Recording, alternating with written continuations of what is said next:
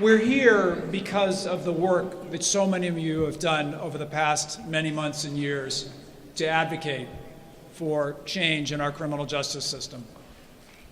Today in Massachusetts, we are locking up 4 or 5 times as many people as we were locking up 40 years ago. However we got here, there's no question that in communities of poverty, incarceration itself has become a problem. We need to lift people up instead of locking them up.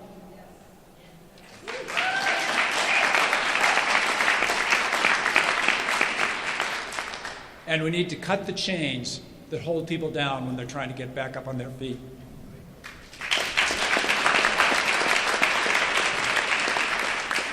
That's what this bill is about, from front to back, addressing those issues in every single way we can, while respecting the need of law enforcement to protect communities. We have a lot of voices here today, and I'm very grateful to all of you for being here. We are going to go through a program that includes a lot of voices, and we know that people are in different places on this. There are people who want to do more of some things and less of others. That's okay. We're going to work this through together and keep on going and get this bill over the top.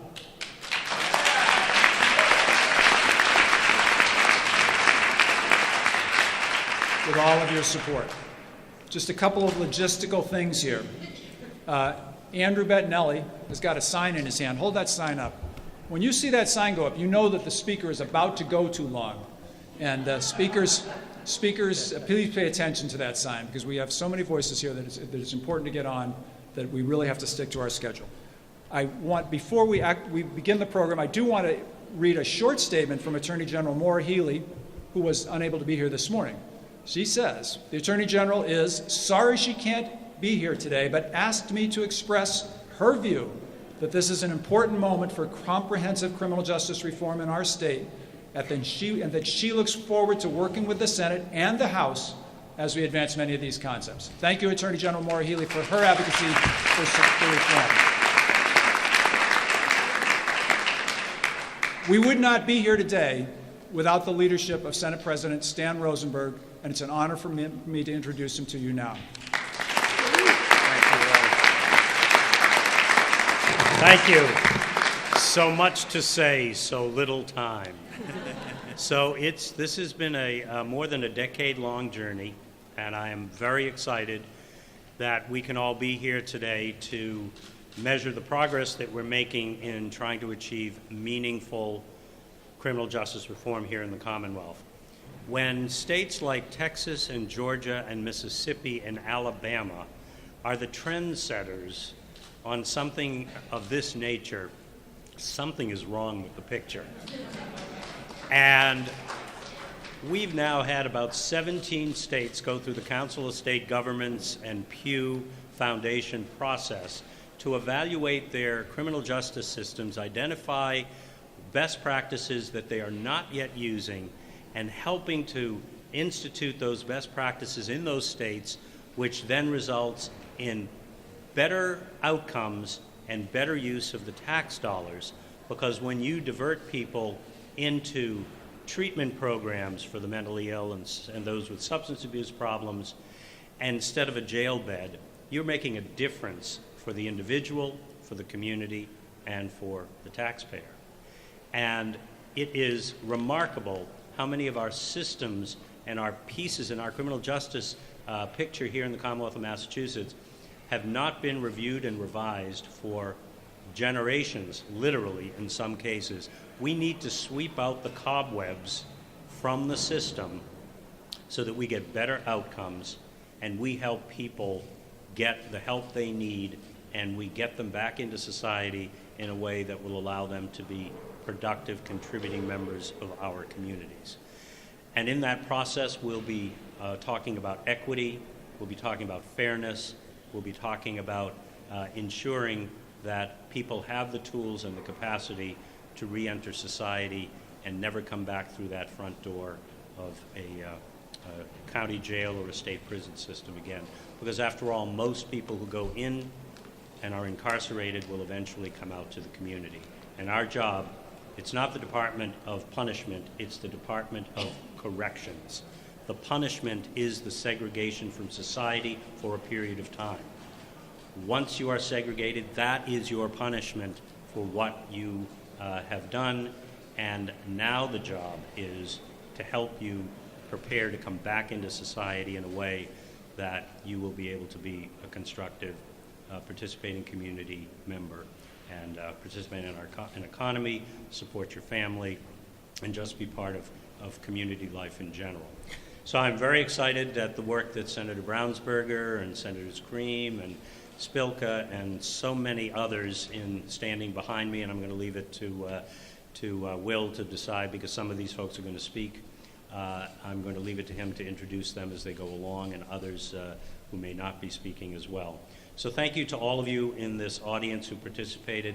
The job is not done, and we look forward to continuing to work with the Chief Justice of the Supreme Court, the Governor, and the House, so that we have truly meaningful reform here in the Commonwealth of Massachusetts as a result of this work. Thank you for having me. I'm happy to be here this morning in support of many of the principles that are reflected in this bill. I am particularly proud of one section of this bill, which I helped to author with the support of our colleague, Senator Eldridge. That is the piece that would make something we have brought to Middlesex County and have seen wonderful results with an option throughout the state, and that is restorative justice. I mention restorative justice not just because of the value of the program itself, and there is a very great value, but because there is so much about that program that really is illustrative of what has happened to today and what I anticipate will happen going forward. As someone who spent my whole career as a prosecutor in Massachusetts, I did not come readily to restorative justice or embrace it quickly. It was stories that people told me about it that convinced me to bring it to Middlesex County and to try it. And I did that because there are several pieces about this that are part of this bill. First of all, it is a new approach. It is a different way of looking at something we've been looking at the same way for a long time. It gives us the opportunity in that Aristotelian circle of reparation to get a fuller picture of both sides of the offense that has happened. It helps to change minds on both sides. It changes attitudes, and most importantly, for every one of us, and most importantly for public safety and for individuals, it leads to changes of outcome. That process is very similar to the process we have engaged in to get to today. It is a great testament to my senator, Senator Brownsberger, and so many of my colleagues here, as well as the Senate President, that we have done something over the last few months that is unlike what we've seen in many, many other places when they've talked about criminal justice. We have come together. We have had honest discussion. We have had honest disagreement. We have not fallen for knee-jerk reactions that are born of fear or revenge. We have thought carefully, and we have done what is most important. We have not turned from each other. We have not tried to figure out what makes us different. We have turned towards each other in pursuit of a common goal. I am hopeful that as we continue this process, we work further on the Senate bill, we work with our House colleagues, that is where we are going to be going, and that we will do what we do in Middlesex every day. We will make Massachusetts just a little bit more just, a little bit more hopeful, and a little bit more compassionate. Thank you.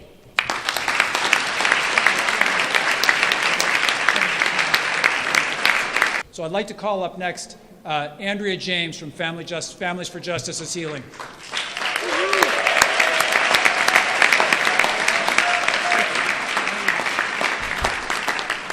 Hi, everybody. Good morning. Boy, this has been a long road for us. When we organized ourselves inside of the women's prison, we were told as we came out and attempted to use our voices to create more meaningful criminal justice reform, we were told that we would not be listened to, that we were convicted of crimes, that our voices did not matter.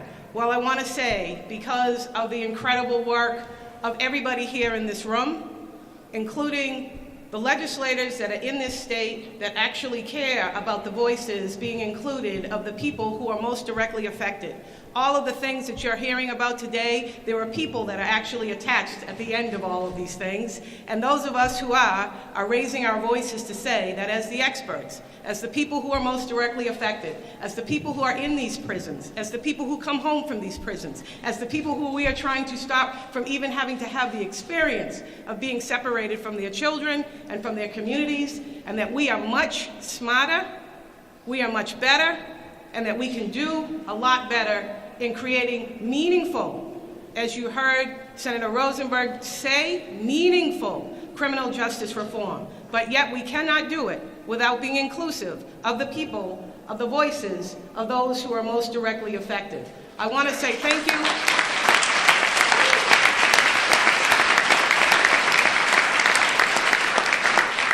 The primary caretaker bill was a bill that was crafted together by the thoughts, the ideas, the life experiences of the women and the children who are those families who are separated by incarceration. We have over 100 individual public health professionals and 97 organizations from the Commonwealth of Massachusetts that have signed on in favor of creating an end to separating primary caretakers from their children because of the further harm that it creates. There are many, many different ways that we can begin to address both atoning for any harm that has already been caused and stopping the further harm from separation of primary caretakers from their children. We are deeply, deeply indebted and grateful to all of the people that are standing in this room, many of the senators behind us, Senator Brownsberger, who has taken this to heart, Senator Chang-Diaz, who walked that mile with us, going to Brookview House with Senator Brownsberger and other folks to actually see what it looks like. We keep hearing, well, what does that mean? What does it look like? Well, we came and we showed, and the Brookview House right here in Massachusetts is the flagship model across the country of what else is possible when we talk about not separating children and causing further harm. We are very grateful. Lastly, I will end in my last 22 seconds, is that we have two things that come in from the prisons across the country, but mostly here from Framingham and other places in Massachusetts, where the women are talking about to raise awareness. One is to go back to their communities, not be taken from their children, and find ways in our neighborhoods to get that healing. And the second is the treatment of them while they're inside. We have to do something about solitary confinement. Please pay attention to that need. We have to do better. Thank you very much. I want to focus on the juvenile justice. I believe all of this is long overdue, and it is time. The time is now to make the changes in criminal justice reform for adults, but also juveniles. And I want to, when Andrea talked about us listening to people and making a point, because the ones who have gone through the process are the best ones to inform us, that we have done that with so many of you. I want to thank and acknowledge some of the folks from UTEC and Teens Leading the Way for having the courage. Thank you.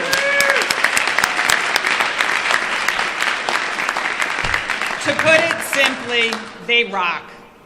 They make us know that our future is in good hands. And so many of these young adults have gone through pieces of this system. And this is why we have made the changes in the juvenile justice pieces.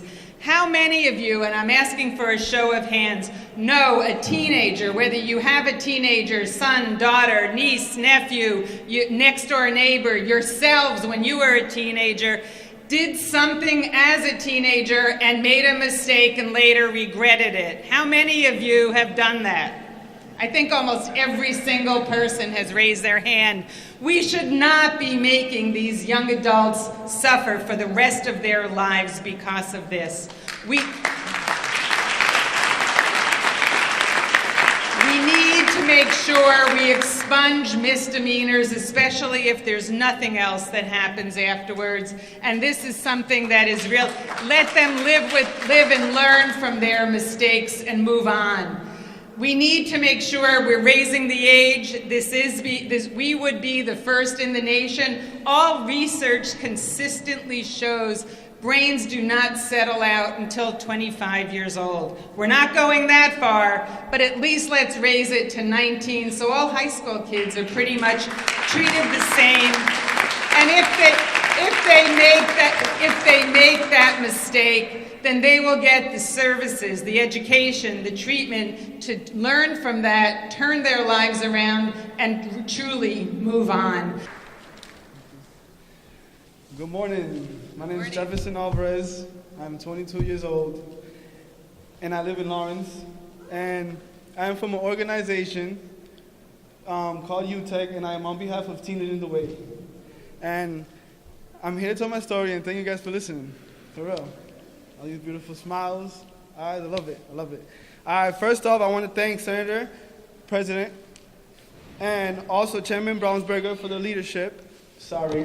Okay, here we go.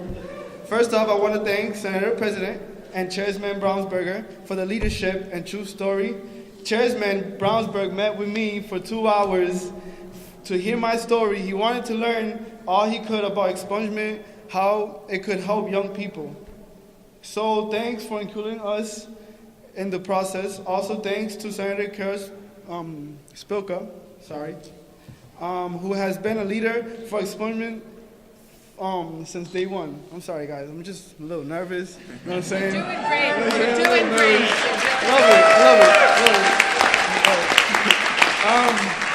So 7 years ago, freshman year of high school, I got into a fight. It was middle of winter. It was cold out. I saw another student looking at me funny. I approached him. I approached the student and exchanged words. Something in my head clicked, and we ended up trying to fight. Before a punch was thrown, school security guards pulled us apart and called police. The police arrived, handcuffed me, and brought me outside to a police car. I felt like a criminal, like I have done something beyond terrible. The police ended up bringing me home, and I was summoned to court. I was removed from school and brought to a new school. I kept getting into fights, and I kept getting arrested. As a result, I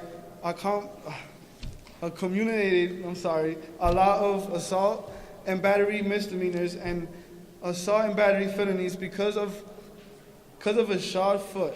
You know, I kicked somebody. Dangerous weapon.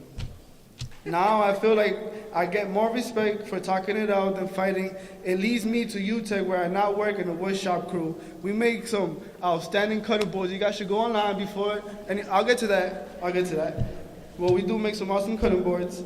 And my goal is to get my GED and begin paramedic training, since I've worked the last few years as a lifeguard in Lawrence through the DCR. I'm also organized with Teens Leading the Way, my man Jeff Foster. This expungement will help me directly because I have many juvenile records that, even if sealed, could hold me back from my life goals. See, I really want to work with kids, but what if I wanted to be a foster parent? Or what if I wanted to run a daycare? Sealing a record is helpful, but it's not enough. This bill being processed of allowing young people to have a clean slate. While this bill is a great first step for expungement, we remain hopeful that one day young people can also expunge some nonviolent felonies. Until that day, we thank the Senate for your leadership, and we look forward to working with our supporters in the House to get expungement for young people. Thank you, guys.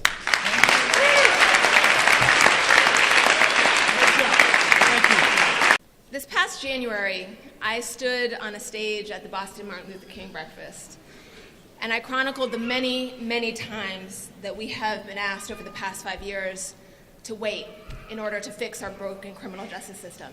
And I called on my colleagues and you to stop being patient. Many times we have been told next year, next session, after this election, we'll deal with the problems of racial disparities in sentencing, failed war on drug tactics, and the fiscal and human drain of mass incarceration. Dr. King also experienced this pattern in his time. He wrote from his Birmingham jail cell, "For years now, I have heard the word wait.